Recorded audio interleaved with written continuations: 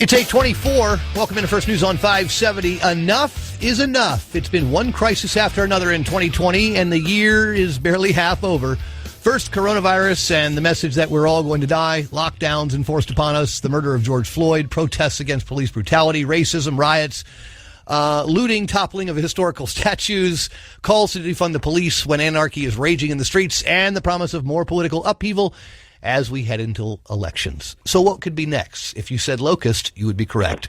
We turn now to Melissa Caldwell-Engle, who is a licensed professional counselor, and thank God she is here because we're all about to lose our minds collectively. Melissa, welcome to the program. We're so glad to have you. Well, thank you. 2020, little stressful. I would agree. What advice do you have for folks?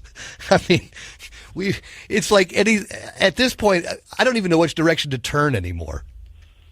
Well, the good news is I have been through this. I've been doing counseling long enough now, for 30 years. So I went through this with 9/11, and let me tell you what you can expect to see. Okay. We as a society tend to just kind of push down and suppress and not think about stuff that's painful or difficult from our past. We just want to go on to the next shiny thing and not have to feel anything uncomfortable.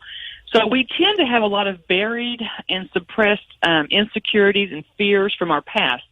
And when stuff like this happens in our current life, it's no longer just about the current situation, as if that's not enough, right, but it also dredges up anything from the past, any feelings or experiences that are fear-based or insecurities.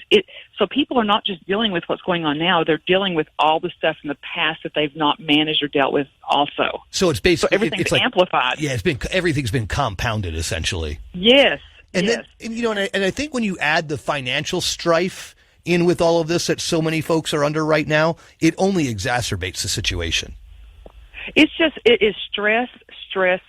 And every time we go through this, we see a major surge in people's struggles with depression, anxiety, PTSD, even PTSD from years ago will kind of resurface. Right. Addiction. So you'll see drugs, alcohol, spending, gambling, sex. You'll see a lot of addictive patterns as people are kind of panicking and try to manage their stress. And these are all obviously not the healthiest coping mechanisms, but they're all ways that people are running around trying to get some kind of relief.